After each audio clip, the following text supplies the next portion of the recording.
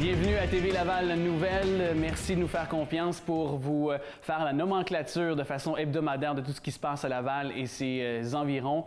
Grand plaisir de vous jaser encore une fois aujourd'hui. Et c'est une nouvelle qui n'a pas eu seulement que d'écho ici à Laval. Vraiment partout au Québec, ça a été un sujet de discussion vraiment très intense sur les tribunes un peu partout. C'est le rapport sur les nombreuses fugues de jeunes filles au Centre jeunesse de Laval qui a été remis en fin de journée le 9 mars dernier à la ministre déléguée à la protection de la jeunesse, Lucie Charlebois. Cette dernière en prendra bien sûr connaissance avant de le commenter publiquement. Les conclusions d'André Lebon, le vérificateur mandaté par Québec pour s'assurer que toutes les règles et procédures sont respectées à Laval, sont très attendues par les parents de jeunes fugueuses. Certaines d'entre elles, d'ailleurs, ont pu rencontrer M. Lebon et lui faire part de leurs préoccupations et idées. Josée Chaput, maman d'ailleurs d'une des jeunes fugueuses, a ainsi pu discuter plus de 1h30 avec le vérificateur dans les dernières semaines. Sa fille Sarah, 16 ans, qui a fugué le 2 février dernier du Centre jeunesse de Laval avant d'être retrouvée 6 jours plus tard, heureusement. Dans un autre ordre d'idée, accident sur l'autoroute 13. C'est au lendemain de la mort tragique d'un jeune camionneur sur l'autoroute 13 le 3 mars que le monde de l'automobile s'est mobilisé dans le but d'aider financièrement la veuve de Jimmy Rotondo, qui est actuellement enceinte. Et c'est le Jimmy Rotondo Memorial Fund qui a été créé sur le site internet GoFundMe.com et jusqu'à maintenant, plus de 411 contributeurs ont fait le don de plus de 28 000 $. Et pendant ce temps, l'enquête se poursuit pour déterminer les causes qui ont mené à cet accident. Une distraction serait en cause selon les informations recueillies. Un texto possiblement. Et ce matin-là, donc le camion conduit par Jimmy Rotondo a violemment embouti l'arrière d'un autre camion sur l'autoroute 13. L'impact qui a été si violent que l'habitacle a été complètement écrasé, donc à la suite de cet incident. Blessé par balle, c'est une histoire un peu nébuleuse qu'est celle-ci que je vais vous témoigner. En fait, c'est un jeune homme de 33 ans qui a été atteint d'un projectile à la jambe tôt en matinée le lundi 7 mars. C'est un employé de l'hôpital de la Cité de la Santé qui a appelé la police de Laval à 5h02, expliquant avoir reçu un patient blessé par balle en compagnie d'au moins un membre de sa famille. La victime, qui n'a pas voulu répondre aux questions des patrouilleurs et va recevoir la visite d'enquêteurs dans les prochaines heures, qui a reçu en fait la visite des enquêteurs dans les prochaines heures, dans les heures qui ont suivi, voilà. Et on ignore là, où et quand exactement a eu lieu cette agression armée. Le trentenaire possède un léger dossier judiciaire, notamment pour une affaire de vente de stupéfiants. Donc peut-être que ça aurait un lien avec ceci. Évidemment, l'enquête policière va pouvoir nous le confirmer dans les jours qui vont suivre. Une transaction importante, Alimentation Couche-Tard, dont le siège social est ici à Laval, a annoncé l'acquisition de 279 magasins d'accommodation, dépanneurs, qui vendent aussi de l'essence de la bannière Esso. Une transaction qui serait estimée là, à 1,686 milliard quand même. Et 50 de ces commerces sont situés dans la grande région métropolitaine et la rive sud de Montréal. La grande majorité est exploitée en Ontario, notamment dans la grande région métropolitaine aussi de Toronto. Et finalement, 231 appartiennent à Impérial et 41 sont loués. Alors, font également partie de la transaction 13 lots vacants, 2 sites d'exploitants indépendants et une entente d'approvisionnement à long terme pour du carburant de marque Esso a aussi été conclu avec cette transaction. Prévoit un délai d'environ 6 mois pour clôturer là, cette transaction-là. Et dans un communiqué émis par l'entreprise, Jean Bernier, président groupe Carburant et Opération Nord-Est, fait valoir que ces sites sont parmi les meilleurs actifs du Québec et de l'Ontario et on souligne le volume d'affaires important pour leur offre d'accommodation, de café, de lave-auto, ainsi que d'impressionnants volumes de carburant par site qui sont vendus de façon là, hebdomadaire et quotidienne. Alors, bon coup pour cette entreprise. Urgence maintenant, chef de l'opposition officielle à la ville de Laval, Jean-Claude Gobé, qui déplore l'état lamentable des infrastructures routières en cette arrivée printanière hâtive. On parle de nid de poule. Laval qui, selon lui, est en voie de devenir la nouvelle capitale des nids de poule, précisant qu'il y a urgence d'agir. Et toujours, selon M. Gobé, on demande à l'administration de Mers d'investir dans les véritables priorités des contribuables lavallois, ajoute-t-il en évoquant les millions de dollars en dépenses dans les festivités du 50e anniversaire de la ville l'an dernier. Il affirme, et c'est ce qu'il a déclaré à la séance du conseil municipal du 8 mars dernier, donc avoir été interpellé par de nombreux citoyens sur cette question. Il a dit donc que le mauvais état de la chaussée est une préoccupation très importante pour les Lavallois et sa représentante au conseil est élue dans Chemédé, Aglaïa Revelakis, qui abonde dans le même sens. Après les plaintes et les accidents concernant la glace et le mauvais déneigement, elle dit « Je crains qu'il y en aura beaucoup d'autres avec les nids de poules, avec la saison printanière. » Et cela dit, le chef du parti Action Laval refuse de jeter la pierre à la direction des travaux publics et des cols bleus qui font ce qu'ils peuvent avec les moyens qu'on leur donne, poursuit-il, tout en appelant à des investissements massifs dans la réfection des routes. Mettre un plaster sur le bobo n'est pas la solution. Il y a urgence, a fait valoir donc M. Gobé. On verra dans les prochaines semaines, prochains mois, si son message a été entendu.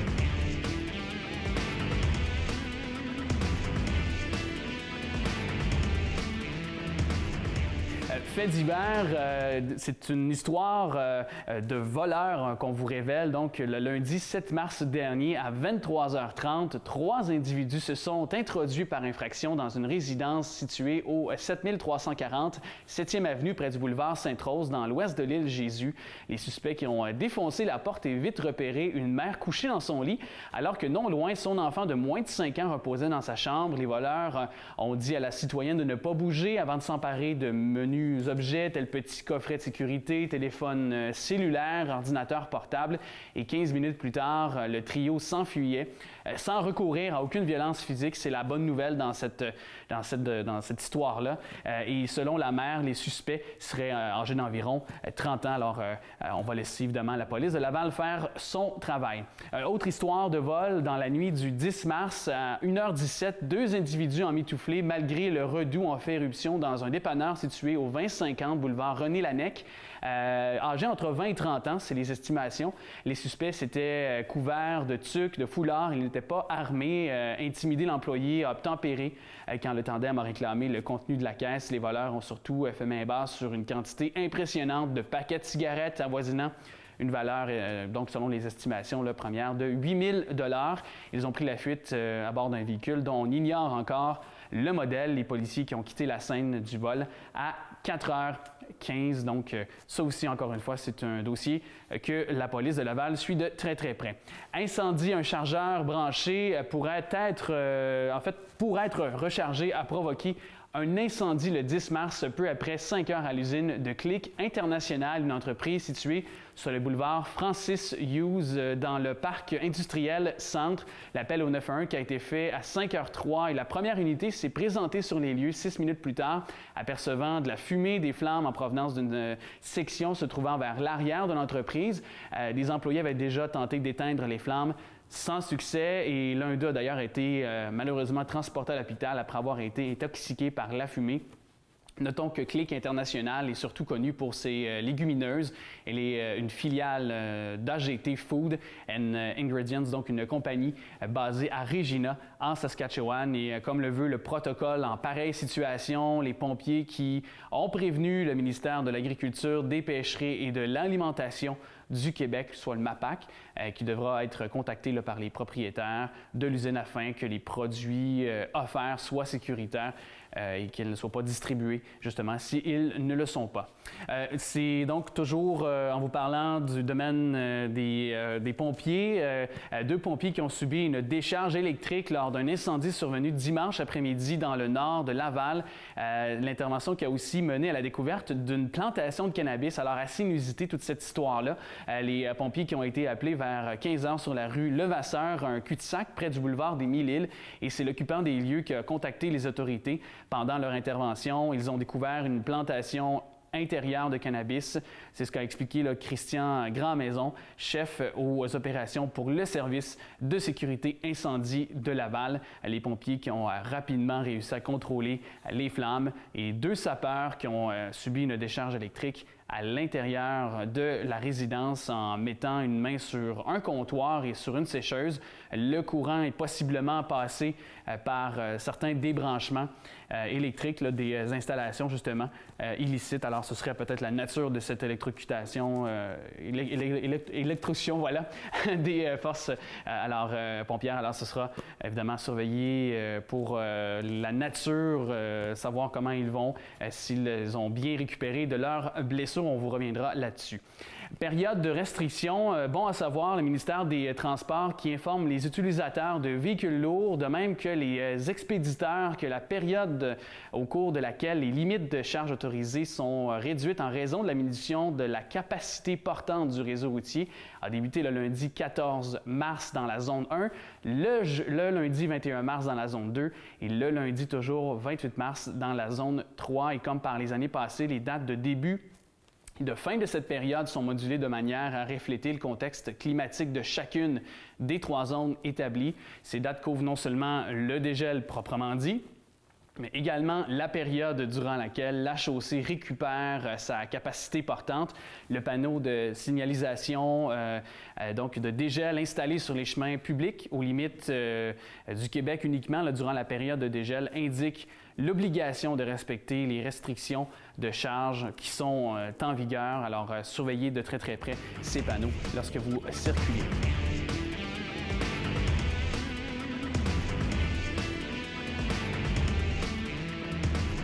Bonne nouvelle dans le cas d'une entreprise de chez nous, Pélican International, qui crée des emplois. C'est ce qu'a annoncé l'entreprise lavalloise le 7 mars dernier, l'implantation au Québec d'une deuxième usine de production qui emploiera entre 200 et 300 travailleurs dans un horizon de 3 ans. Et déjà une 50aine de personnes qui ont été engagées, établies à Laval depuis bientôt quand même 50 ans. Le plus grand fabricant de bateaux de matière plastique au monde précise que la nouvelle usine de 300 000 pieds carrés qu'elle va implanter à Salaberry de Valleyfield, en Montérégie, va lui permettre d'accroître sa capacité de production afin de répondre aux exigences d'un marché mondial qui est en très forte croissance. De plus en plus de gens qui ont des embarcations de plaisance sur les cours d'eau. On n'est pas étranger non plus à cet essor-là au Québec. Alors, on est très content pour cette entreprise de chez nous. En orbite au Cosmodome, ça c'est très intéressant. Le Conseil des écoles publiques de l'Est de l'Ontario qui a officialisé le 8 mars un partenariat avec le Cosmodome ici à Laval, donc afin d'agrémenter ces programmes éducatifs dont l'enseignement des sciences. Les 2 partenaires qui ont travaillé conjointement pour adapter l'offre d'activités du Musée lavallois afin qu'elle cadre dans le curriculum scolaire de l'Ontario. Outre ce programme, le CEPEO, on va le nommer comme ça, va bénéficier d'une série de web conférences adaptées de rabais sur les produits et services du Cosmodome, de 2 bourses aussi de 250 $ remises annuellement pour des projets reliés aux sciences et de bien d'autres avantages. Et pour sa part, le conseiller scolaire au CEPEO, voilà, Jacques Comtois, qui croit que cette entente permettra aux jeunes de grandir grâce à des expériences offertes ici, donc au Cosmodome à Laval. Alors, ce sera les jeunes qui pourront en bénéficier. Et toujours en parlant de jeunes, est-ce que vous avez fait la dictée PGL? Je l'ai fait par le passé. C'est comme vraiment une expérience enrichissante. Et c'est à l'école primaire Mécalguacois, voilà, qui a eu lieu la finale régionale de Laval et des Laurentides de la dictée PGL présentée par Desjardins. Ce concours international de dictée qui est orchestré par la Fondation Paul Gérin-Lajoie et vise les jeunes de la maternelle à la 2e secondaire. Et lors de cette journée, 8 jeunes de 5e et de 6e année ont tenté de déjouer les pièges de la dictée. Et parmi eux, 2 élèves se sont démarqués et vont accéder à la grande finale internationale le 29 mai prochain à Québec. Et pour la catégorie francophone, le gagnant est Mia Grimard de l'école Charles Perrault de Laval. Et pour la catégorie français langue seconde, il s'agit de Emeline Allé Olivier de l'école primaire Mékeg de Rosemère. Alors, félicitations à ces 2 jeunes qui se sont distingués dans le cadre de la dictée PGL. Intronisation, le pape François Ier qui a nommé un nouvel évêque d'origine libanaise, Antoine Nassif. Ce dernier s'installera au Canada pour venir en aide à un grand nombre de réfugiés syriens qui ont traversé la planète, on le sait, en quête de paix et pour être leur chef religieux. Alors, l'évêque récemment ordonné sera chargé de diriger les des syro-catholiques du Canada, rapidement devenu une priorité pour l'Église catholique romaine, vu le grand nombre de réfugiés syriens ayant fui le conflit au Moyen-Orient et qui ont été accueillis ici à Laval, mais un peu partout à travers le Canada. Il a été décidé d'ailleurs que l'évêque va s'installer dans la circonscription de Vimy à Laval, car elle est devenue l'un des principaux lieux de réinstallation des réfugiés de leur famille. L'évêque Nassif donc va se consacrer surtout aux besoins des réfugiés syriens ayant fui la guerre civile qui a fait rage en Syrie, coûtant la vie à plus d'une centaine de milliers de personnes et devoir faciliter leur intégration dans la société canadienne. Alors, on souhaite la bienvenue à cet évêque, M. Nassif. Et il faut rappeler qu'en novembre dernier, le maire Marc Demers annonçait l'accueil de quelques 450 réfugiés syriens d'ici la fin 2016.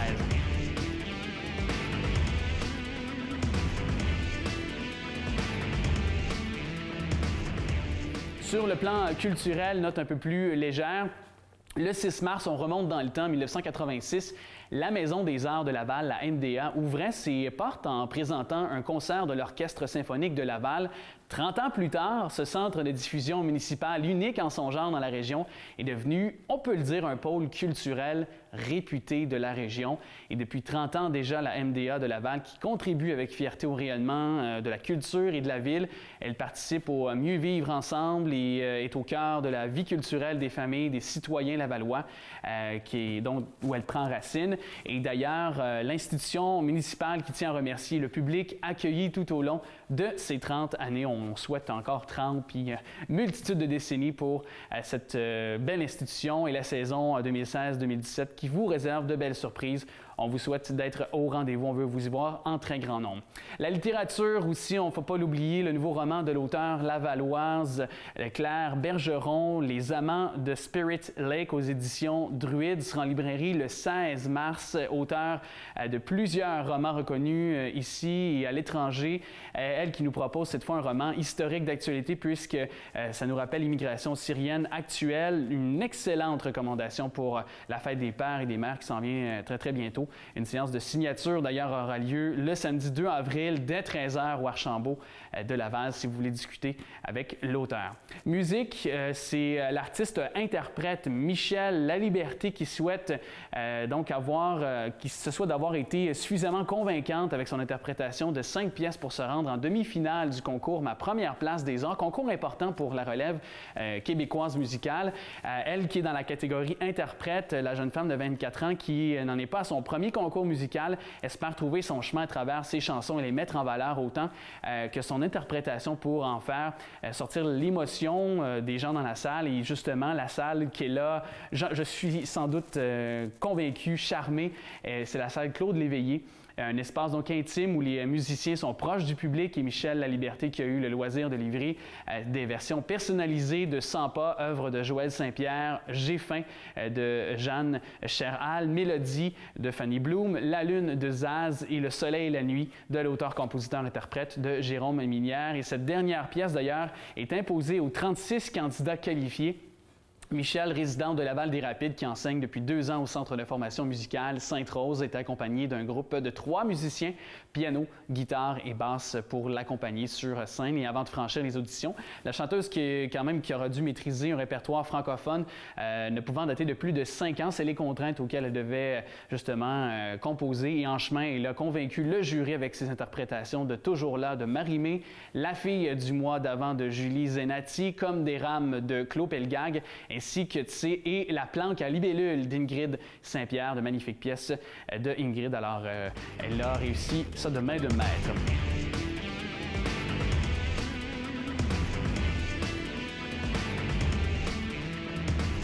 Les sports maintenant, la Ville de Laval qui a conclu des ententes avec quelques associations sportives en leur remettant quand même une enveloppe importante, 621 000 $ pour 2016. Les membres du comité exécutif ont pris ces décisions lors de la rencontre publique du 24 février. Reconnaissant l'expertise, les connaissances techniques et des partenaires du milieu, la Ville leur transfère diverses responsabilités de certaines activités sportives permettant une prise en charge efficace et beaucoup plus simplifiée des calendriers, de l'arbitrage et de l'administration. Et pour 2016, une série d'ententes donc, qui ont été approuvées avec Sport Laval et différentes associations, notamment Hockey Région Laval, 270 000, donc plus de 270 000 $ qu'ils vont recevoir. L'Association régionale de soccer de Laval, 252 000 $. L'Association régionale de baseball amateur de Laval, plus de 49 000 $. Football Laval, c'est 25 714 $. Softball Laval, 17 840 $. Et l'Association régionale de Ringuette, près de 6 000 $, soit 5 906 $ qu'ils ont reçus de la part de la Ville. Et David de Cotis, responsable des dossiers de sport et de loisirs de Laval, qui nous a révélé que les citoyens attendent que leur ville leur donne accès à des activités sportives de qualité et Laval continuera de répondre à leurs attentes. La Ville qui a aussi accordé un montant de 1 000 $ à l'Association sportive Monteuil afin de soutenir les activités qui vont se dérouler en 2016, entourant leur 50e anniversaire d'existence. Et outre les organismes, 3 athlètes qui ont été récompensés par leur brio. Virginie Chénier, tir à l'arc, a obtenu un chèque de 400 $, tandis que Noémie Bernard, baseball féminin, et Raymond Zang, tennis de table, mettent la main sur un chèque chacun de 200 $. Notre sport national maintenant, 2 porte-couleurs des Prédateurs de Laval, Adam Rousseau et Olivier Daunet, qui figurent parmi les 3 étoiles de la semaine du 29 février au sein de la Ligue nord-américaine de hockey. Rousseau occupe la 2e place du podium hebdomadaire en 2 départs, le gardien de but des Prédateurs qui a subi un revers en tir de barrage et réalisé son 2e jeu blanc de la campagne.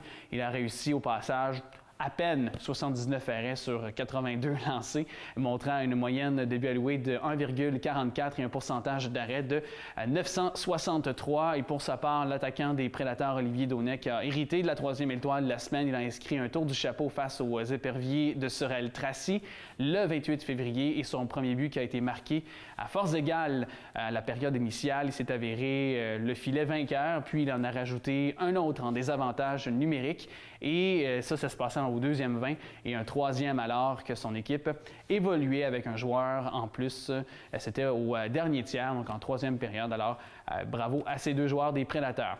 Gymnastique maintenant, par ailleurs, en Pennsylvanie, 11 gymnastes locaux qui ont pris part à la compétition de Brian Babcock à Arlington, en Pennsylvanie, du 29 au 31 janvier. William Aymar s'est emparé du premier rang au total des appareils au sol, aux anneaux et à la barre fixe. Dans la catégorie 15 ans, il a devancé 37 autres concurrents. Pour sa part, Olivier Ménézès-Thibault, qui a eu le meilleur sur 35 autres participants chez les 14 ans. Ce sont des noms qui reviennent souvent quand on parle d'ailleurs de gymnastique. Les jeunes Ménézès qui sont très talentueux.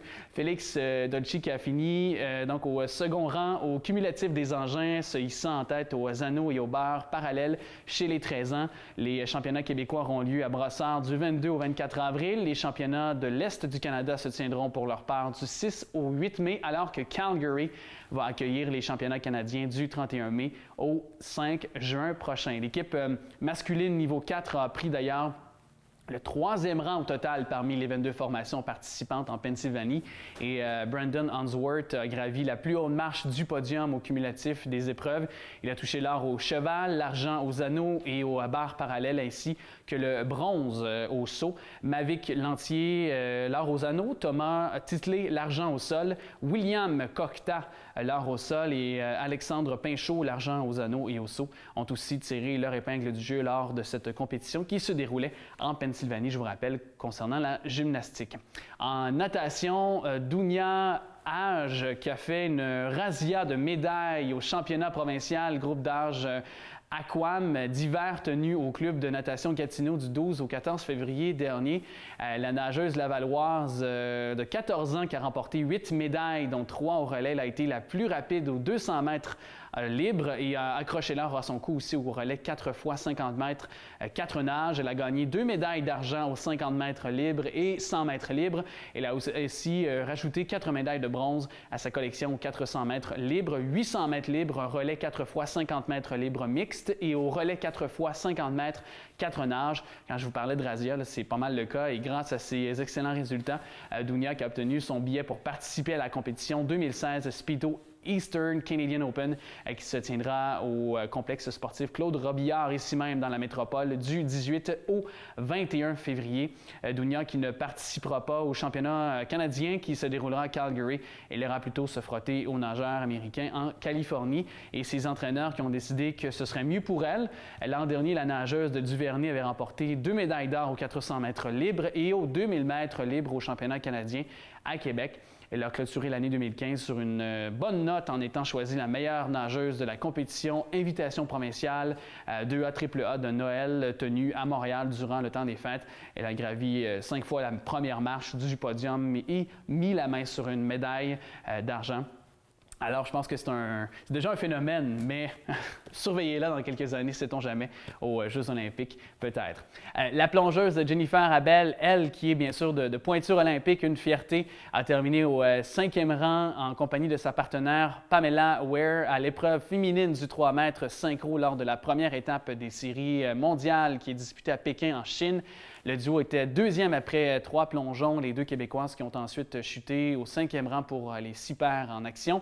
Elles ont fait une grosse erreur à leur 4e plongeon. Pamela était déçue, mais elle nous promet de mieux faire. C'est ce qu'elle a dévoilé aux médias. À la prochaine compétition, le podium a été occupé par les Chinoises premières, les Ukrainiennes 2e et les Italiennes qui ont terminé 3e. Alors, on va surveiller de très près également nos fiertés canadiennes aux prochaines compétitions internationales. À l'honneur, toujours dans le sport, 2 athlètes de Laval qui ont reçu chacun une bourse de 1 500 $ de la Fondation Palestre Nationale. Âgée de 14 ans, la joueuse de curling Cynthia Saint-Georges qui a obtenu une bourse d'excellence académique. Depuis le début de l'année, elle a été la médaillée d'or au championnat provincial junior, en plus de terminer 6e au championnat canadien junior.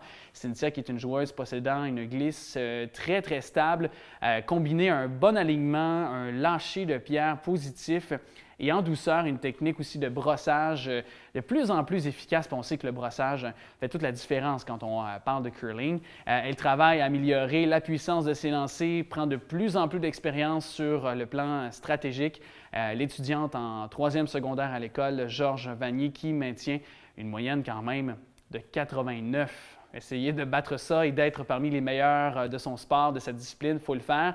Et de son côté, la joueuse de tennis Leila Fernandez, 13 ans, qui a reçu une bourse de soutien à la réussite académique et sportive. Elle a remporté 2 médailles d'or en simple dans 2 tournois internationaux, U14 d'Italie en 2015, en plus de rafler l'or en simple au championnat canadien U16 intérieur en 2015. Leila qui est une joueuse très endurante qui peut jouer de longues heures en s'assurant de garder la même rigueur, la même énergie jusqu'à la fin du match. Elle étudie donc en 2e secondaire à l'école Antoine de Saint-Exupéry. J'aurais pu continuer comme ça très longtemps, tellement il y a de choses positives et de nouvelles qui se déroulent ici à Laval. Donc, c'est toujours un très grand plaisir. Surveillez notre prochain bulletin d'information, TV Laval Nouvelles. D'ici là, je vous dis à bientôt.